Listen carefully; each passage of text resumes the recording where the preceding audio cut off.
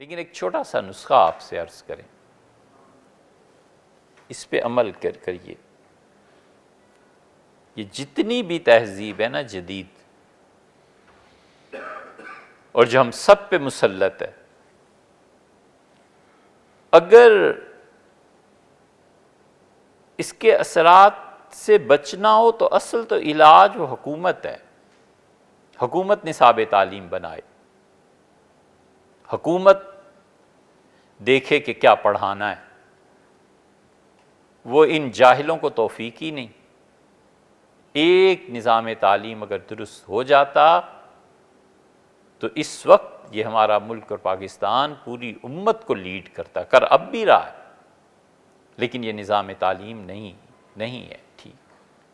سعودیہ نے اپنے نظام تعلیم میں توحید ڈالی تھی، اور وہاں کا بچہ پہلی کلاس کا اور ڈاکٹریٹ تک مر جائے گا مگر شرک کے قریب نہیں پھٹکتا. کیوں؟ اس لیے کہ نظام تعلیم کئی صدیوں سے توحید کی بنیاد پہ چل رہا. غلط ہے صحیح ہے الگ بات.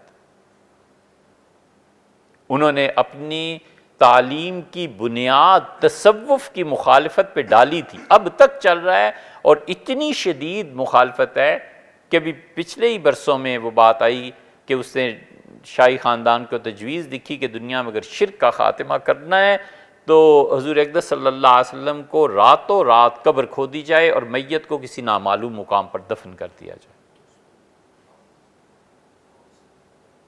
اور آگے سے جو جواب آیا وہ یہ کہ مناسب نہیں، بجائے اس کے کسی تعزیر لگاتے اور کہتے یہ حضرت رسالت پناہ صلی اللہ علیہ وسلم کی توہین ہے، کدھر جا رہے ہو. یہ نہیں کہا، بس یہ کہا کہ مناسب نہیں. یہ اثر ہے اس تصوف کی مخالفت کا، جو یہاں ایک مثال دے رہے. ویسٹ میں بھی یہی ہے، جو انہوں نے پڑھایا اس وہ ہے، لیکن انفرادی سطح پہ جو کام کیا جا سکتا ہے نا، اسے یہ شعبان آ رہا ہے، شعبان، رمضان، شوال، ذی-القعدہ اور ذی الحج، 5 ایک مہینے کرنا چاہیے. پھر دیکھو اس کے ریزلٹس کیا نکلتے ہیں. یہ بڑی قیمتی بات ہے جو آپ سے عرض کر رہے ہیں. اس سارے نظام تعلیم اور تہذیب کے جواب میں ہم میں سے ہر شخص کو ایک کام کرنا چاہیے بس.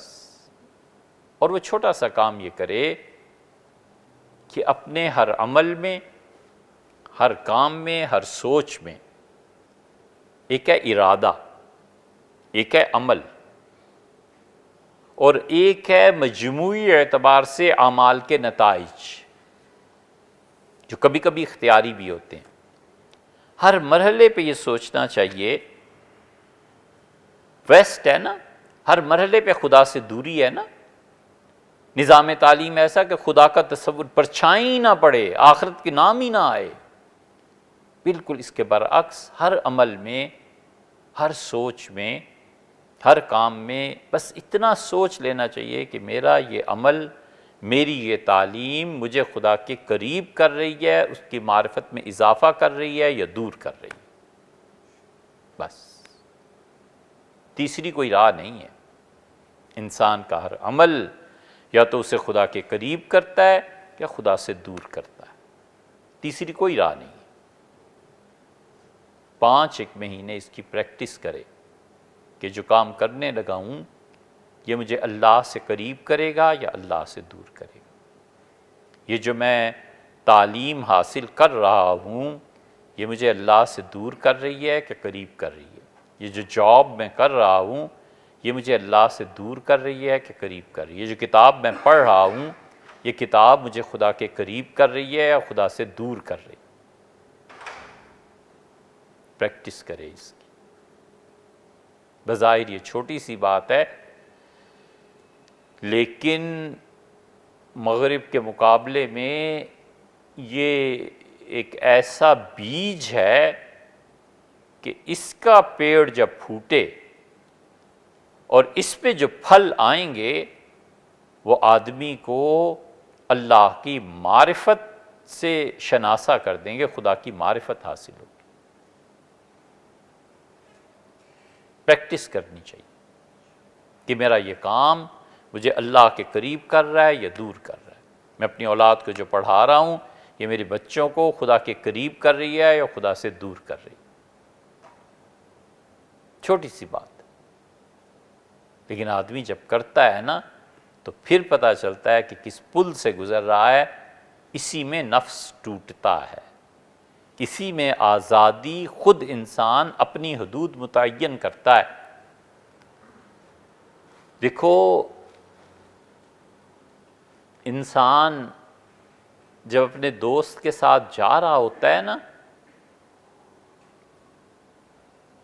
تو کبھی اپنا رائٹ ہینڈ ہوتا ہے اور دوسرے دوست کا جب ہاتھ تھامتا ہے تو وہ لیفٹ ہینڈ ہوتا ہے. یہ نہیں ہو سکتا کہ دونوں ایک دوسرے کا دایاں ہاتھ پکڑ کے چلے. کبھی آدمی جا رہا ہوتا ہے تو اپنا ہاتھ دایاں ہوتا ہے اور دوست کا ہاتھ بایاں ہوتا ہے. زندگی ایسے ہی ہے، کبھی آزادی سے کام ہوتا ہے اور کبھی پابندی سے. اس لیے عمر بن عبدالعزیز رحمۃ اللہ علیہ بڑے آدمی تھے نا. کسی نے کہا کہ عمر بن عبدالعزیز سے کہ آپ نے سب سے بڑی نیکی کوئی کی ہو. انہوں نے کہا میرے لیے سب سے بڑی نیکی یہ ہے کہ خود میرا نفس بھی چاہے کہ میں وہ کام کروں تو مکمل اطمینان سے وہ نیکی کرتا ہوں. عمر بن عبدالعزیز رحمۃ اللہ اتنے بڑے آدمی تھے، کہتے تھے کہ اللہ کی اس کائنات میں زندگی کا کوئی شعبہ ایسا نہیں ہے جس میں نے چاہا ہو کہ میں دخل دوں اور میں جاؤں اور اس علم نے اور اس شعبے نے اپنے گھٹنے نہ ٹیک دیوں میرے سامنے. کا کوئی چیز ایسی نہیں ہے جو میرے سامنے بچھ نہ گئی ہو. بڑی بات، بہت بڑی بات. زندگی کا گھوڑا اسی آدمی کو سجتا ہے جو زندگی کو اپنی دونوں رانوں کے درمیان رکھ کے لگام اپنے ہاتھ میں رکھ کے. یہ بھی زندگی ہے کہ اپنی لگام نفس کے ہاتھ میں دے دے. لا حول ولا قوت الا باللہ. پاگل ہے. زندگی انہی کو سجتی ہے. اگر زندگی یہ نہیں ہے تو پھر مر جانا چاہیے. کوشش کرنی چاہیے کہ آدمی زیادہ بوجھ نہ بنے اس دنیا کا. زندگی ان لوگوں کو زیبا ہے جو اپنے نفس کی لگام اپنے ہاتھ میں رکھتے ہیں کہ کدھر جاتے ہو بھئی، میں نے تم پہ حکمرانی کرنی ہے یا تم نے مجھ پہ. عمر بن عبدالعزیز رحمۃ اللہ کا زندگی کا کوئی شعبہ ایسا نہیں ہے جس میں عمر داخل ہوا ہو اور اس شعبے نے اپنے چاروں شانے نہ بچھا دی ہوں اور میں نے اس پہ سواری نہ کی. کیا بات ہے. اور پھر فرمایا کہ اب ایک جنت رہ گئی ہے، اس کو بھی دیکھیں گے. طبقات ابن سعد میں ایسی باتیں ان کی آتی ہیں. ہم نے دوستوں سے کہا کہ جنت بھی عمر بن عبدالعزیز رحمۃ اللہ علیہ کو اس اطمینان کے درجے تک نہیں پہنچائے گی. اس سے بھی مزید کی طلب ان میں ہوگی اور ان کی روح جب پہنچی ہوگی تو انہوں نے کہا ہوگا کہ اللہ اب آپ کو دیکھنا چاہتا ہوں. ایک ایسے سفر کے لیے جس کی کوئی انتہا ہی نہیں ہے اور جس کی ہر صبح شام سے مختلف اور شام صبح سے مختلف. ہمت ہے نا.